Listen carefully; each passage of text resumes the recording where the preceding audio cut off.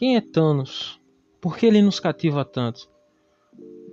Por que Thanos age da maneira como ele age? Que pensamentos macabros são esses que permeiam a mente do Titã Louco? E o que o estoicismo tem a ver com as ideias dele? À luz do estoicismo, uma das escolas filosóficas mais influentes da antiguidade e da atualidade, digamos assim,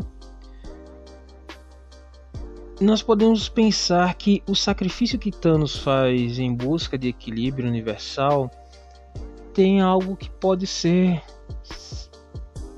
algo que permeia uma espécie de razão tirânica transvestida de razão, algo estoico ou não. Ao relacionar o personagem com filósofos como Sena, Epiteto e Marco Aurélio, nós podemos notar que a noção de sacrifício e desapego pode ser erroneamente, tiranicamente e macabramente reinterpretada. Thanos, como personagem, acredita que o universo sofre pelo excesso de vida e recursos limitados. No entanto, sua solução, entre muitas aspas, é a mais perturbadora possível. É a eliminação de metade de todos os seres do universo.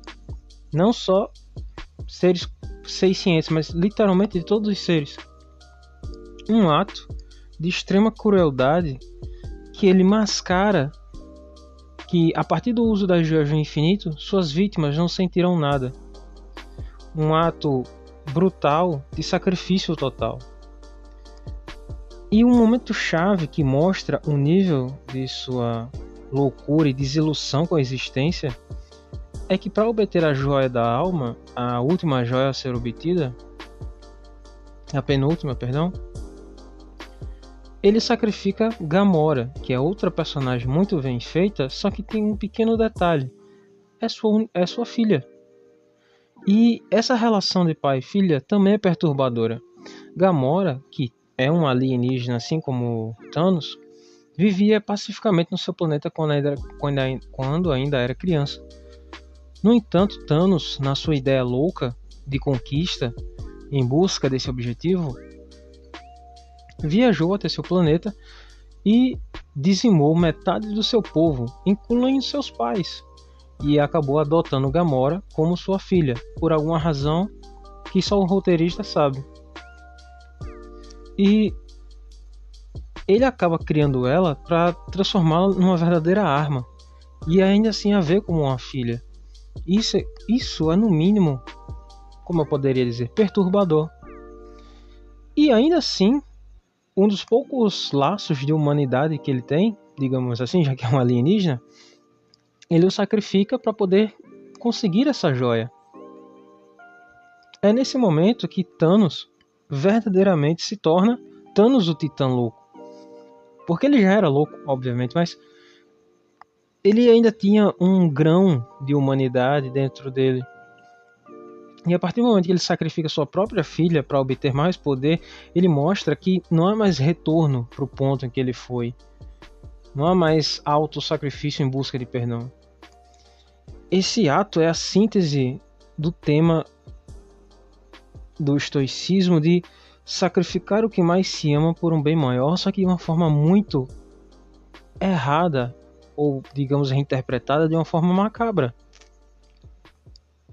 É algo muito parecido com Agamenon, o rei de Micenas, que sacrificou sua filha para que ele pudesse vencer e partir em paz para a guerra de Troia.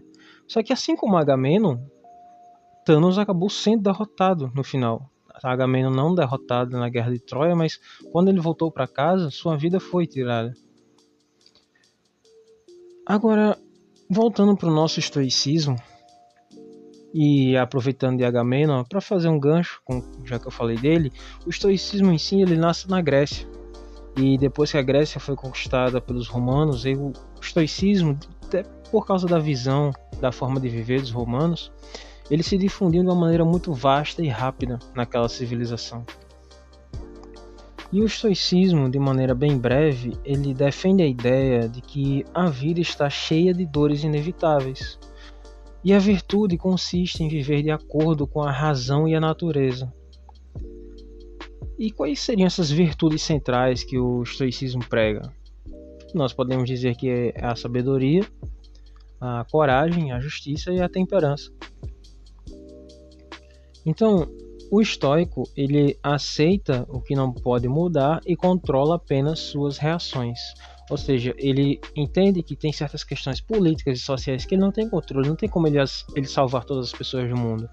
No entanto, nós podemos ver que, ainda assim, ele tenta viver, não de uma forma como o absurdismo de Camus fala, mas de uma maneira a aceitar o próprio absurdo da vida e tentar viver com aquilo, realizando suas tarefas de cada dia. Marco Aurélio, por exemplo, falava que aceitar o destino que lhe é dado é parte do todo. Eu vou fazer a citação direta. Aceite o destino que lhe é dado, pois ele é parte do todo. Entendeu? E com Thanos a coisa funciona de um jeito um pouco mais perturbado, porque ele aceita o destino de ser odiado sem perder o foco da sua missão, mesmo que tenha que perder aquilo que ama. Então ele aceita realizar o que acredita ser necessário, ainda que vá perder tudo no caminho. E para os estoicos, assim como de certa forma o Thanos demonstra isso nos filmes, tudo é transitório, a riqueza, o poder e até as pessoas que amamos. Isso não quer dizer que você tenha que atirar as pessoas que você ama de penhascos como ele fez. Por isso que o nome dele é Titã Louco, entende? Então, como diria Epiteto, não diga sobre uma coisa eu a perdi, mas sim eu a devolvi. Porque aquela coisa já fazia parte do todo e só estava com você naquele ínfimo instante chamado vida. E Thanos, de certa forma, ele encarna esse desapego ao entregar Gamora, não por falta de amor, é bastante falta de amor, mas vamos seguir a linha, mas porque ele acredita que sua perda serve para um equilíbrio maior. Existe uma razão para ele se chamar Titã Louco, tá? Não julgue. Mas enfim, você está pegando a reflexão. Então, para o estoico, a verdadeira liberdade é não ser escravo das paixões.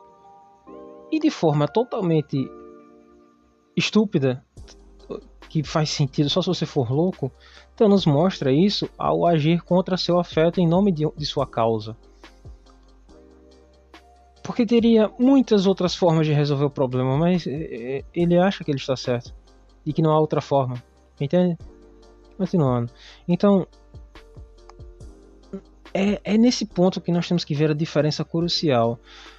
Para os estoicos, o sacrifício ele tem que estar alinhado à virtude e ao bem coletivo de forma justa.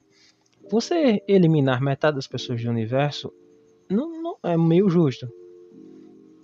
E Thanos acredita agir pelo bem maior, mas a sua solução não é só arbitrária, é desprovida de justiça universal ou qualquer ética.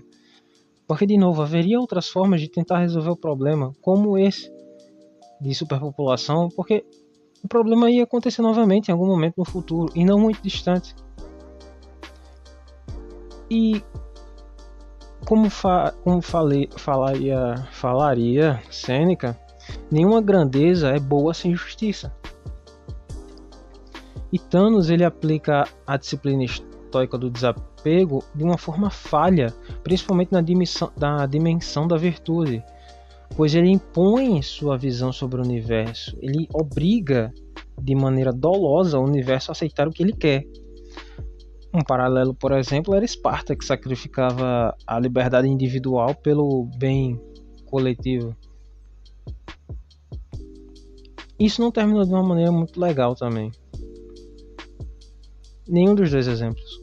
E líderes modernos, como durante as guerras, justificaram perdas humanas enormes em nome de supostos bem maiores, como a União Soviética, que durante a Segunda Guerra Mundial podia ter simplesmente recuado, não precisava mandar milhões de soldados para os confins de um conflito ainda no começo, simplesmente para defender territórios que estrategicamente não necessariamente ela precisava naquele momento.